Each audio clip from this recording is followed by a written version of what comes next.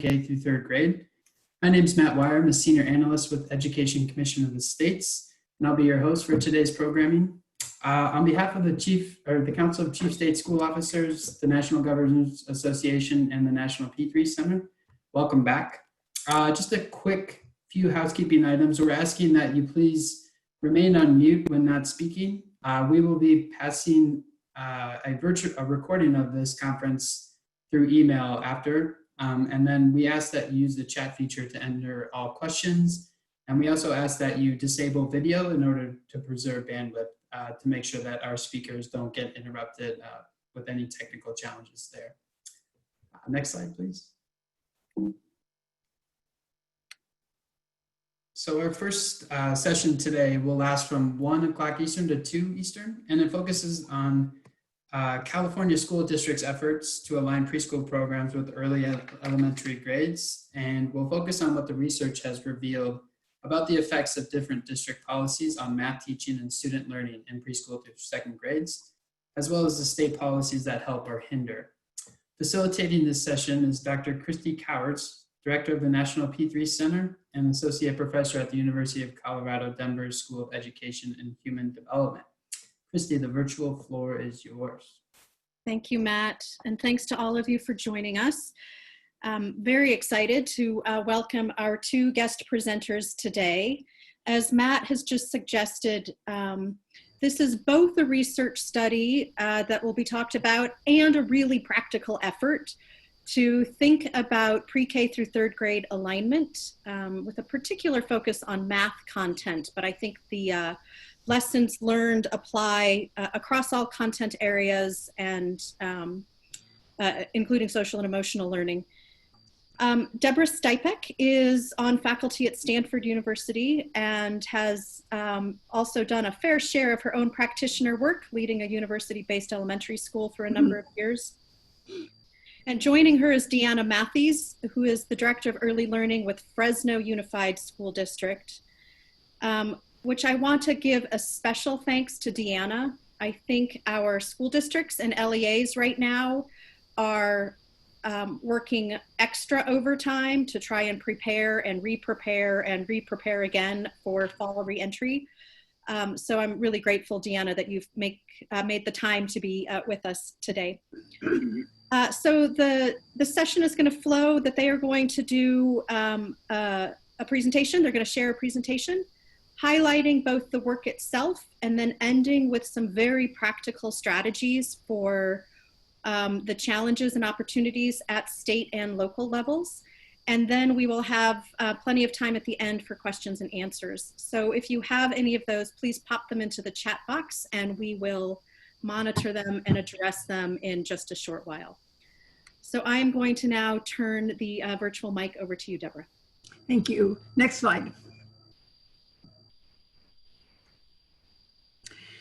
So a lot of the work on P3 has focused on the policy changes that can be made at the state and the district level, to some degree schools. The goal of these changes is to create aligned instruction to improve children's learning. But the actual effect on instruction is not often really examined. So what our work has been about is looking at those state district policies, how they get filtered through the school, and what their effect is on instruction. So we talk about pre-K3 alignment, where children actually experience a seamless educational experience. Part of the goal of this seamless educational experience is to address the issue of fade out, which I'm sure all of you are aware of, where often the effects of high quality preschool fade out by the second or third grade. And some people have suggested, and there's some evidence, that part of this is because there is discontinuity between what children are learning in pre-K and what they're experiencing in the early elementary grades. Next slide.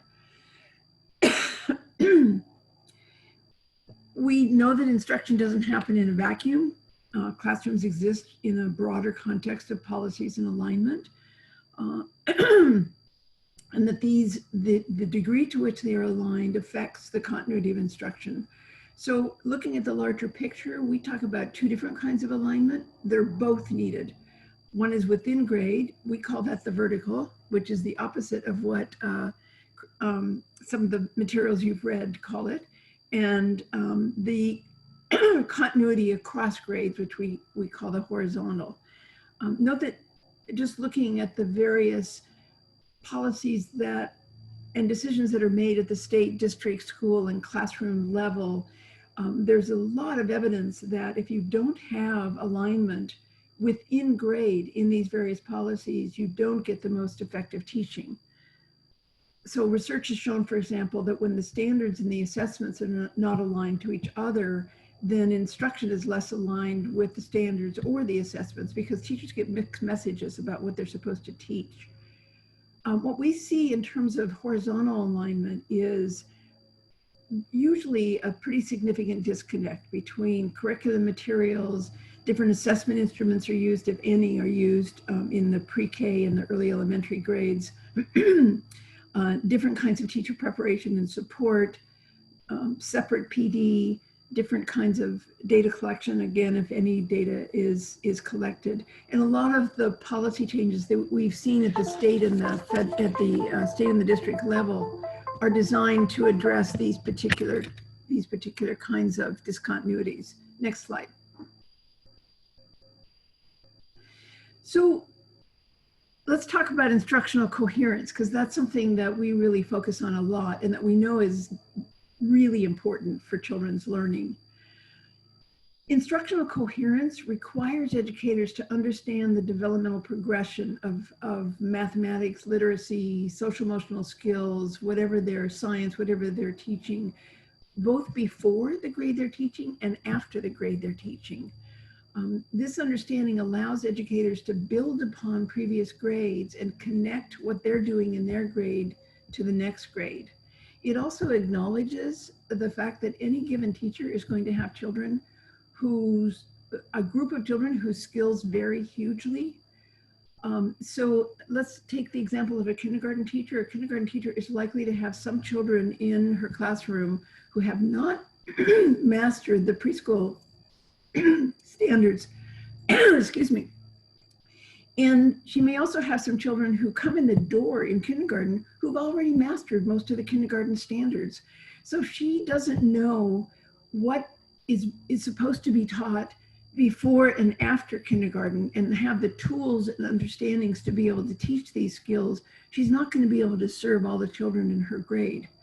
We organize schools around grades, but children's skill levels and understandings and maturity aren't organized necessarily around grades, or at least only very roughly. So teachers really need to understand that continuum to be able to build on children's skills in a productive way. I think the two bullet points, or the builds on skills developed in the previous grade and is targeted just beyond children's skill level, are the most important indicators of effective instruction that exist, and they are the most likely to not be seen in classrooms. There's a study that was done by some of my colleagues on a nationally representative sample of kindergarten, where they knew what children's skills were in math when they entered kindergarten. What they found was that most of the children had already mastered basic number skills up to some point and recognizing shapes, but that the teachers in kindergarten spent about a third of their time reteaching these skills that the children had already mastered. So it's not surprising that in another study, they found that the students who made the most progress in math were the ones who didn't get retaught the same skills they had already mastered. Next slide. So I'm showing this, it's from the California Math Foundations. I'm showing it, you can't read it, but you get the sense of what it is. It illustrates the coherence and trajectory of math across the grades. I think that tools like these that can be developed by the state are extremely helpful to teachers to help them see the connections and continuity between what they're teaching now and what children will learn later on. Next slide. So not only do we have to think about instructional coherence in the curriculum and what is taught, but we also have to think about coherence in how any subject matter is taught. So I've shown basically on the left and the right are two fairly different ways of teaching mathematics that we see in schools. One is what you might call a more progressive, more focus on understanding and so on. The other is a more traditional focus on getting the right answer and with kids working alone and so on. What has been true in our observations is that when children move from one way of teaching to another, it's disruptive. Teachers lose time, even if the two strategies were equally effective, and they're not. Just having to adjust to a completely different way of learning and working in the classroom takes time away from actual instruction. So with children, when they come into a classroom where mathematics, although it might be taught, clearly more advanced content will be experienced by children, some of the strategies will be very similar. And so they can come into the classroom and say, oh, I know how to do this. This is the way we learned math last year. I've seen kids, for example, where they've gone from basically the right column to the left column. So they've learned that there's only one way to solve a problem, and that's the way they think math is done. And then the teacher in the next grade says, can you come up with two different ways to solve this problem? The kids just look at the teacher like she's from outer space, because that's not how you do math. So then the teacher has to take a lot of time to move them into a different way of thinking about how you do math, and it just wastes a lot of time. This is true even in classroom management. Christy mentioned that I used to direct the lab school at UCLA, and one of the things we did was had very clear classroom management strategies. So for example, we had a thing called signals on, where the teacher would raise her hand, and as soon as the child saw the teacher raise her hand, the child would raise their hand, and pretty soon the whole classroom of children would raise their hand. It's a very quick way to get children's attention. Children learned that in pre-K, and they used that same strategy through 6th grade. So it was familiar to them, and it worked effectively. We had something called whenever a child bullied another child or made a negative comment about another child, that was called a put down. They had to make 3 put-ups for every put down. And by 2nd grade, kids who had been seen putting down a child or making a negative comment would sometimes automatically just give 3 things that they liked about the child, because they learned that rule so well. So consistency in not just or continuity, not just in what children in the content, but also in the strategies we use for teaching is really useful. Next slide. So in the work that we've done, we understand that children's learning is affected by a system of policies that include the state, the district, the school, how the school interprets or mediates the district policies. And as any of you who've been a policymaker at the district level know, sometimes what you think a policy the effect it's going to have has a very different effect when it's interpreted at the school level. Those policies affect what happens in classrooms, which affect student learning. We are looking at this whole system in the research we're doing to try to understand how these different pieces of the larger system influence each other, and how a policy at one level has to be accompanied by policies at other levels to be truly effective. Next. The research is basically just to understand this process, how the district policies are created, how these efforts are experienced by teachers and students, and then how learning opportunities change in classrooms as a consequence of these policies. Next slide. We Most of our research has been on 2 districts in California, although we've done a number of other studies where we've interviewed and done surveys of districts throughout California. In the particular study that Deanna was involved in, we had 2 mid-sized districts. We interviewed district leaders over and over and over. We attended all of their meetings. We attended their professional development opportunities. Deanna can tell you how many times she was interviewed, but I can say quite a few. We looked very closely at 3 schools in each of the districts, interviewed the school leaders, interviewed the teachers. We observed classrooms. We interviewed teachers about classroom practices. We assessed children's mathematics at the beginning and the end of the year. And we also interviewed them about their perceptions of math and their own ability in math. This is a longitudinal study. It's gone on from preschool. The children have finished 2nd grade. Next. In this study and a lot of other studies, we found many different approaches to trying to create greater alignment between preschool and the early elementary grades. So I'm going to turn this over to Deanna. Some of these her district implemented, some have been implemented in other districts, and they have different kinds of effects. And what we've learned is the effects they have depend a lot on the whole package of policies, not any single policy. So Deanna, take it from here. Good morning. Good morning from California. Good afternoon to the East Coast.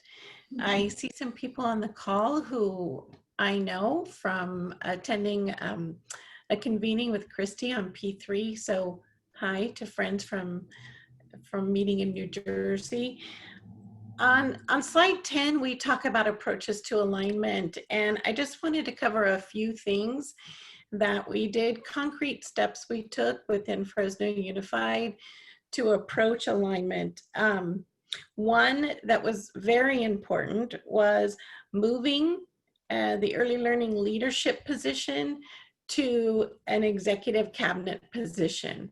So that allowed early learning issues and the lens of early learning to be part of decision making in every division of a school district, including human resources, facilities, curriculum and instruction, professional learning, school leadership, fiscal decisions, and then equity and access and decisions around data. As Deborah said, the data, what we study in children, is so disconnected in preschool from K3. So some of that leads to teachers teaching the same thing in kindergarten to all children.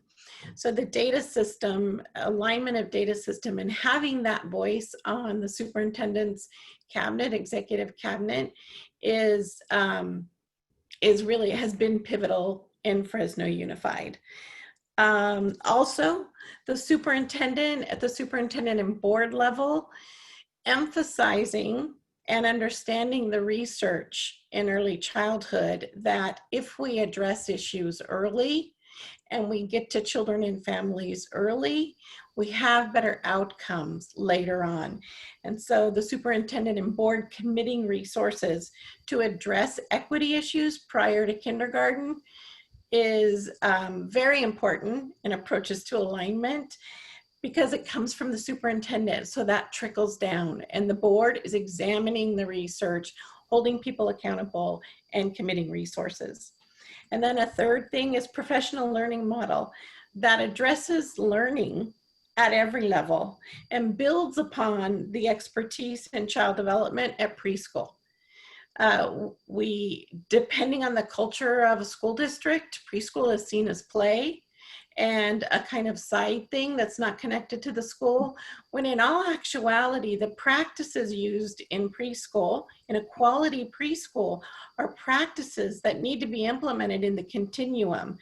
And that often kindergarten through third teachers don't have the expertise in. So building up from preschool taking those practices and moving them up rather than taking K3 practices and pushing them down. That's quite important. Deanna, before you go on to the next slide, can I just comment on two examples in this slide really illustrate how one policy can actually have negative effects if it's not accompanied by another.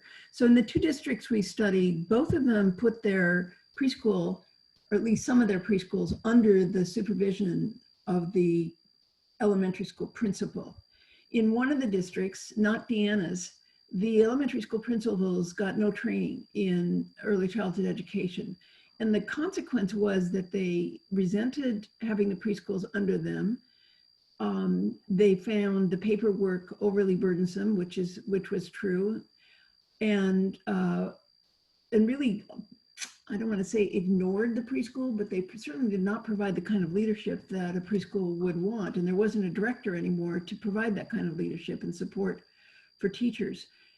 In the other district, Deanna's, they provided a lot of training for the principals in early childhood education. And the principals there were more enthusiastic about their new responsibility and seized it with energy and commitment, and went to a lot of trouble to really learn and understand what was going on. And in fact, in a couple of cases, we're bringing some of the things they learned from preschool into their kindergarten and first grades. So without the training, just putting preschool under principals, which seems like it'd be a good thing to create continuity, actually could be a very bad thing if the principals are not prepared to provide the kind of leadership that they need to provide. Yes, exactly. And I'll get in a little bit later to the training and the academy we created to support principals in supporting and supervising and evaluating their preschool teachers. If we could go to slide 11. So the processes we put in place were centered around instruction, really looking at instruction and building upon how a child develops. And as Deborah said earlier, focusing on just above where a child is developmentally. So that's a particularly difficult skill. And I want to emphasize again that our early childhood teachers know how to do that because they've been trained to do it. But our K3 teachers do not have that intricate understanding of how to differentiate for a child based on where they are, and often are forced into teaching through a pacing guide or a curriculum that just is a page turner rather than really focusing on where a child is and moving them. So the instructional walkthroughs were very important in aligning our system, and not just instructional walkthroughs as an early childhood leadership team, but instructional walkthroughs at every level of the system. So superintendents of schools, or we call them supervisors of schools, SOS, which right now SOS is definitely the term for what they're doing. But in other words, the principals' bosses. So walking with the SOS in classrooms, spanning the continuum from preschool to third, with resources to support them in what to look for. What does quality instructional practice look like in preschool in every area of instruction? What does it look like in preschool, then kindergarten, then first, then second, then third? Walking that continuum was eye-opening for supervisors of schools as well as principals. And one of the approaches we took was to create a principal academy based on the NAESP P3 framework for school leadership. Thankfully, that came out right as we were starting this work. So we took those principles and created a course, a semester-long course for principals. And as part of that professional development, we created walkthroughs, and we grouped the principals in small groups and would walk their site and then partner sites. So they could look at the continuum at their site, be transparent with the other principals and share their struggles, and then walk another site that may be a more quality site or a less quality site. So those walkthroughs were really important in supporting principals and leaders. Also in helping to instruct curriculum and instruction leaders on what good early childhood instruction looks like and what kindergarten could look like. The assessment system is always a challenge in early childhood. So we had to really look at the early childhood assessments, how they were aligned or misaligned with kindergarten, and then create some bridge documents so that principals and teachers understood what the data was coming out of early childhood, and at least recognize that there's knowledge that a child walks into kindergarten with, and it varies depending on their pre-kindergarten experience. And not just starting as if a child is a blank slate when they walk into their door. They have assets, they have knowledge. So how do we build upon that? And pre-K in preschool in Fresno Unified is included in every district strategic plan. So it's included in the English language learner. We have a large population of English language learners, or in early childhood, we like to call them dual language learners. It's embedded in every strategic plan in our district. Right now, we have an African American academic achievement acceleration task force. Early learning is a part of that.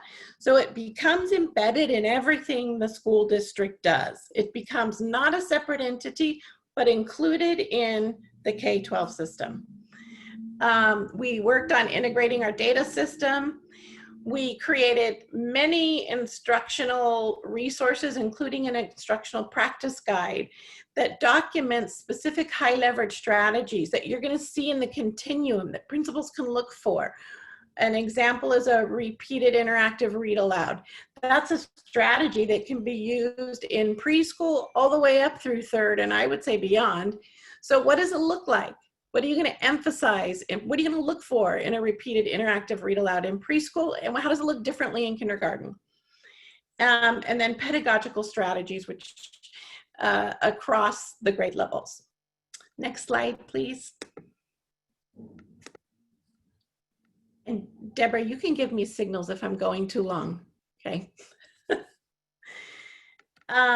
The other challenges at the school level, which principals and supervisors of schools struggle with, is the physical separation of pre-K from other grades. So pre-K classrooms historically are at the end of the campus, farthest away from the site leaders, the kindergarten teachers. They're almost like a school within a school. And so that physical separation leads to misalignment. We're missing out on opportunities to have the preschool teacher and the kindergarten teacher spend time and space together. Have the preschool teacher and the families that are coming into preschool interact and have easy access to the site leader. That interaction and that relationship building and that articulation between preschool and kindergarten is so important in creating an aligned system. So just the physical separation, that's again why it's important to have the early childhood leader be part of the superintendent's executive cabinet, so that you can voice those things to decision makers around facilities. I just wanted to mention one thing, that even if the preschool is physically on the elementary campus, sometimes they're so disconnected. We interviewed one school. We were talking to a kindergarten teacher, and in the school, they had a preschool on that campus. She didn't know it. So having it on the same physical space doesn't necessarily mean that there's any kind of communication or linkages between the two. Thank you. So then another piece is the professional learning communities. And making certain that there's time and a structure for preschool teachers to be in space with kindergarten teachers, to look at data, and to then plan instruction. There are status issues around the credentialing. So sometimes, depending on the culture of the school site and the district, a preschool teacher is seen as less than, because their background is child development and they are not under the same credentialing system in California. It may be different in other states. So there's a hierarchy issue that we have to break down, and we broke that down by leading through the lens of instruction. So what kindergarten teachers found was they learned so much from preschool teachers that they ended up wanting to be in space with them rather than seeing it as burdensome. And there are different schedules for preschool and elementary teachers, which make it difficult for professional learning communities. We solve that in Fresno by paying preschool teachers for the extra time to participate in the professional learning communities. And then they worked in those PLCs around a framework for planning. And the framework included, what do we want our children to know? What do we want them to know? How are we going to know that they know it? What are we going to do if they don't know it? And what are we going to do if they already know it? So those 4 framing questions bring in data that teachers look at together, and then shared lesson planning. And then of course there's the continual struggle with pre-K and K3 teachers and leaders. I would say actually at this point it's more leaders, and there are different beliefs about appropriate instruction. So this is where we've really had the largest struggle, has been breaking through the curriculum and instruction leaders, that their expertise, and they have strong expertise in K-12 instruction, but again, they don't have the child development background. So they're looking at how children over the age of 8 learn, which is very different from how the brains of children 8 and younger learn. And that leads to a misalignment. Next slide, please. I see a question, and I don't know, are we going to address questions now, or I'll keep going and we can address them later? Keep going. We're going to get to questions in a minute. Thanks. Okay, Diana. district level, there are different rules for pre-K, and as Deborah said, some principals can see having the preschool as burdensome and not a value add.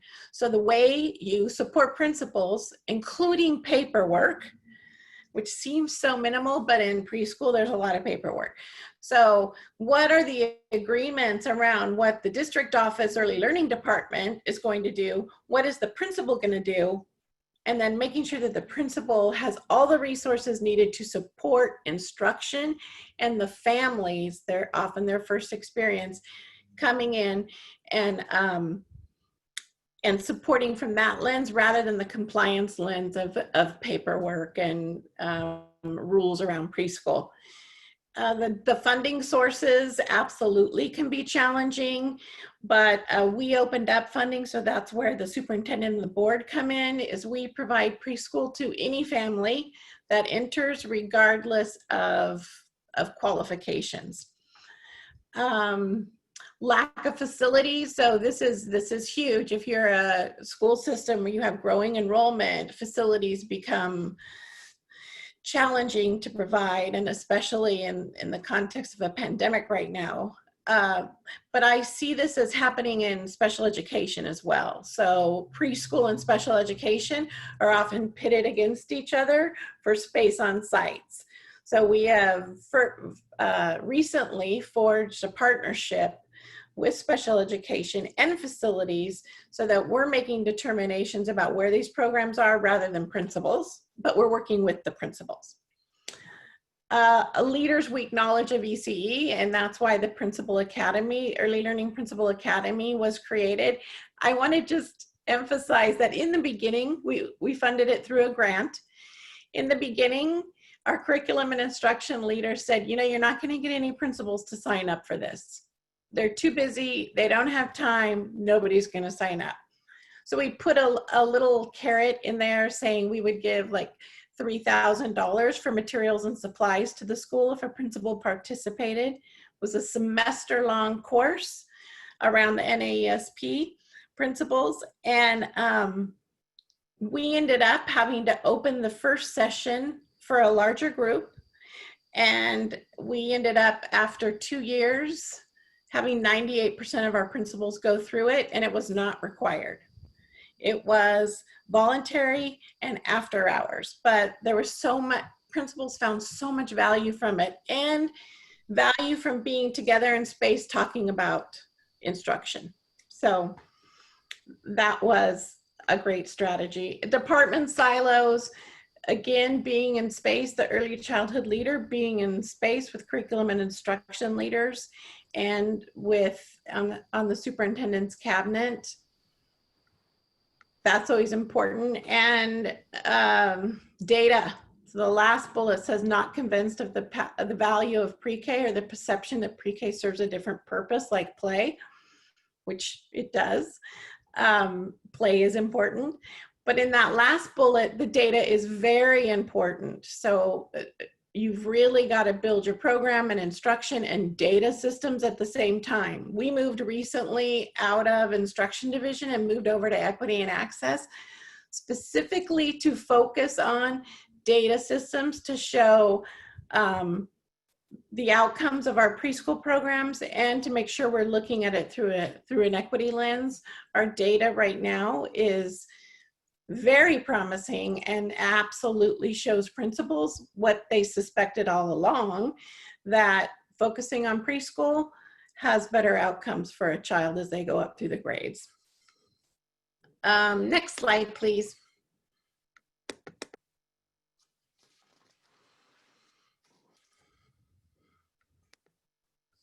So at the state level, and I can speak to California here, the state level challenges, our hurdles, California is doing some work now around creating an early learning master plan. So we have great hope for what's going to come out of that.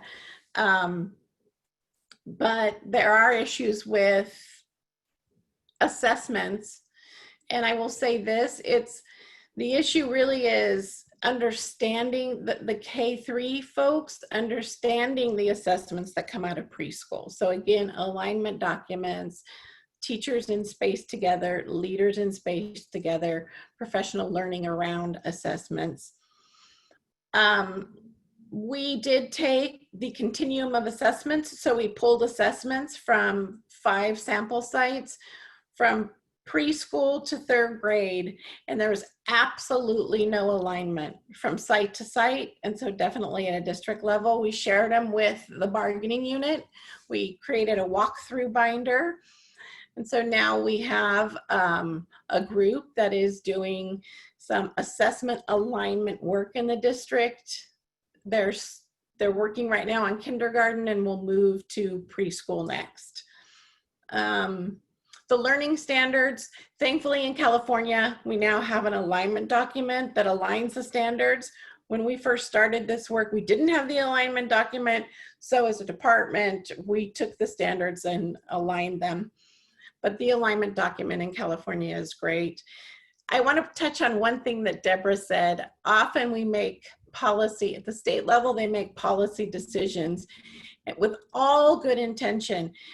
And the way that they land in a school district is so different than the way they intended them to. So I have become involved with some advocacy groups, Early Edge California, and with some lobbyists with some large districts, LA Unifies Early Childhood, San Francisco's Early Childhood, Sacramento. And we're actually in space with the writers of these bills and this legislation to provide feedback.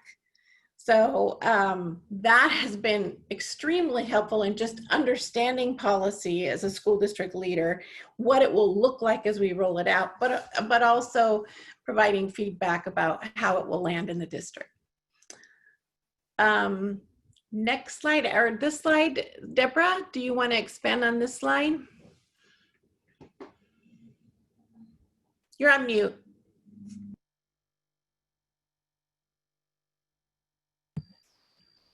That's fine. You want me to talk about key lessons learned? So, I mean, in a way, the lessons learned are the challenges that we have faced or that we have seen that districts and the states face in trying to actually support the kind of instructional continuity that I talked about at the very beginning.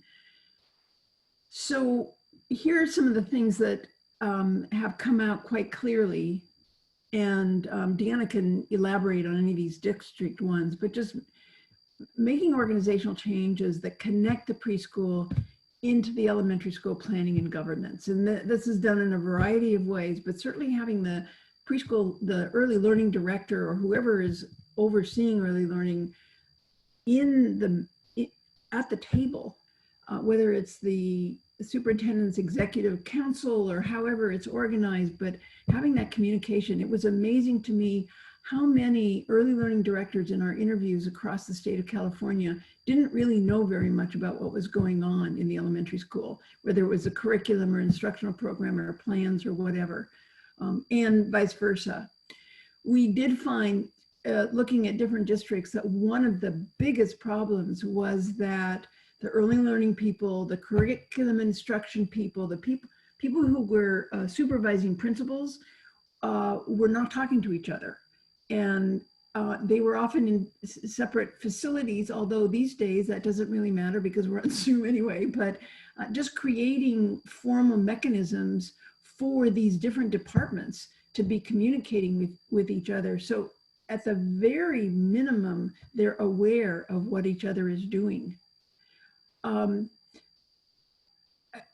I can't emphasize enough, and Deanna has also emphasized this, the importance of learning the school leaders and the folks who have responsibility in the district to have learning opportunities related to early childhood. Now, in what I've seen in California is that a few districts have created this. The larger districts either have the resources or the grant writing skills and opportunities to provide these opportunities. There's no reason why the state couldn't take this over by providing workshops or opportunities for principals across the state, rather than each district having to figure out how to do this, find the right experts, and basically reinvent the wheel. So I strongly think that although districts have been doing this, and I recommend they continue to do it, it would be much more efficient to have something that could work across the state. I just want to quickly interject, and we're going to move to questions here in just a couple of minutes. That's actually a great plug for the next session and the last session of this program, which is going to focus on state level strategies to support P3 leadership work. So that was a perfect kickoff. So I told you we were going to set up very, very well the next session. Also to focus on pedagogy and instruction. I think a lot of the P3 efforts that I have seen focus a lot on the policies or organizational issues, but they don't look at what happens.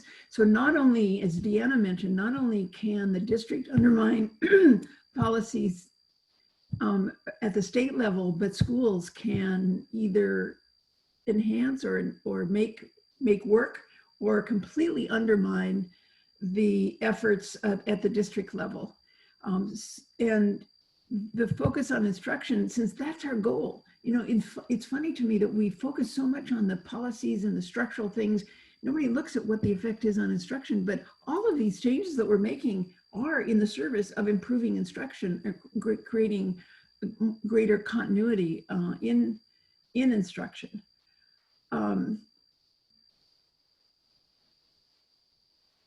So states, one of the things that I found in interviewing these 25 different districts across California is that so many of them said, well, why would I care about aligning pre-K to the early elementary grades or to elementary school? They didn't see the reason for it. They didn't see pre-K as an extension of learning or of kindergarten and first grade as the follow-up of learning in pre-K. They saw it as very discrete.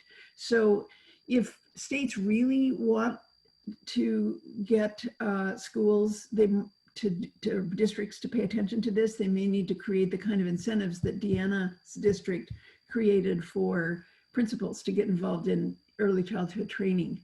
Clearly the funding issues and the streamlining issues can be extremely complicated and burdensome for districts and for schools, and are a major disincentive to try to create these linkages. Standards, assessments, and curriculum guidelines, many of those are done at the state level to the degree that they are, to make sure that they are aligning pre-K with the elementary grades. I'd say probably the next one is the most significant one of all, which is the teacher education, the credentialing of pre-K and elementary school teachers, the accountability mechanisms, and pay. We have in California and in a number of states really separate tracks. And one of the things that we found when we do professional development, where we're trying to include the pre-K teachers with the kindergarten, first, second grade, or third grade teachers, is that the pre-K teachers don't have the foundation. They don't have the instructional foundation that the elementary school teachers. So it's like training people who are at very different places in their understanding of teaching and pedagogy. So that's something that some states have really achieved, and I am very jealous of them because we haven't in California, but I hope we will. Not only can states create opportunity institutes and things like that for district and school leader learning about early childhood education, but they could also put early childhood, make it more a part of the principal credentialing requirements. Data, we all know that not only do we need to collect data about students learning so that to be used to guide instructional, but we also need to use the data that we've collected. And what I've seen is a fair amount of progress in collecting data, whether it's kindergarten readiness assessments or whatever it is, but I rarely see teachers actually using it or using it in some productive way to guide instruction, because they're used to teaching the curriculum, not the students. So they're supposed to start the curriculum on page 1, even though some of the students are ready for page 73. So I think we need to emphasize the assessment, but also opportunities for school leaders and teachers to learn how to use assessments in their teaching. And then we talked about the providing opportunities for schools to allow preschools to be on their campuses. These are just some of the lessons that we've learned. I think this is the last slide, right? Yes. So just the next slide. I think the slides are going to be shared with you, but we look forward to some of your questions. Yes. And in fact, Deborah, that last point that you ended on is sort of a good cue for one of the questions that has come up in the chat box, which is whether or not you needed to negotiate any concerns from private or community-based childcare providers regarding decreases in childcare enrollment if the district was expanding its offering or at least co-location of pre-K slots. Yes. That was talk about what you did. Yeah, so that was a mistake we made early on when we expanded, because as a K-12 person, I didn't understand that childcare and preschool operated within a larger context in the community. So I had to backtrack a little bit and then repair relationships, and learned that by engaging with other early care and education providers in the area, again, I had an opportunity to learn from their strengths and knowledge. So yes, we had to go back, repair those relationships. And then the data is important because knowing the number of children 0 to 5 in your community and where they are really informs at a community level data system building, which we worked on through our Cradle to Career movement in Fresno, but also the unique experiences and needs of families and how we can serve them together. So there are plenty of, my mantra is earlier is better than later, 2 languages is better than 1, and there are plenty of children to go around. Let's try to work together to make sure children get the support they need based on their family needs. Also, I just want to point out that not all districts are supplanting the community programs. They're pulling the community programs into their network. So a lot of the kids who come into their kindergarten are in those community programs. So if you want continuity, you have to collaborate, work with, and make them part of this larger system. And I've seen districts like San Diego do that really well, where even their professional development involved the community program leaders. One of the benefits of involving the community programs is they tend to be have more diverse teacher population, and also are more likely to speak the languages of the children in their communities. Great, thank you, Deborah. Deanna, this one's probably mostly for you and probably also keeping you awake at night right now. There's a question about what will this alignment approach look like this coming school year? So yeah, keeping me awake at night. And this coming school year, as you all know, is challenging and the circumstances change daily. The Central Valley is, while California is progressive and liberal, Central California is not. And so early childhood in general in our community is not always valued. With the current circumstances, I'm choosing to look at this as an opportunity to find our niche in supporting licensed home providers and informal providers in their support of caregiving the children of parents who are having to work. So it is a huge lift. It is still morphing, but our expertise really is in professional development. And we already had a program, the Fresno language part, the language learning project, where we had brought together licensed home providers, informal providers, and center-based providers to learn around how to support dual language learners.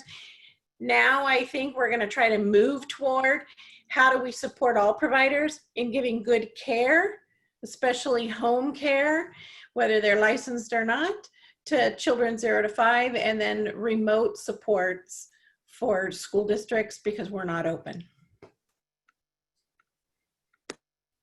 Deb, did you want to add anything to that, Deborah? Okay. So we have just a couple of minutes left. There's a question that has come in wondering if the ESEA Title I requirement for LEA Head Start coordination and other early childhood program coordination, the MOU requirement in ESSA, has helped to support these efforts in California? Do you want to answer that, Deanna, for Fresno? Yeah, so we actually receive Title I funds for our preschool programs through the district. In terms of Head Start, we are not the grantee in Fresno for Head Start. And Head Start does have their performance requirements, their performance standards, where they are required to have a transition plan. So through a concrete collaboration around dual language learners, we've created a strong partnership with Head Start and have developed a transition plan for children. So is that getting at what the question is? But I have to say it was building that relationship with the community partner and then moving it with concrete actions. Yeah, I can say that districts vary hugely. Some use Title I funds for pre-K, many do not.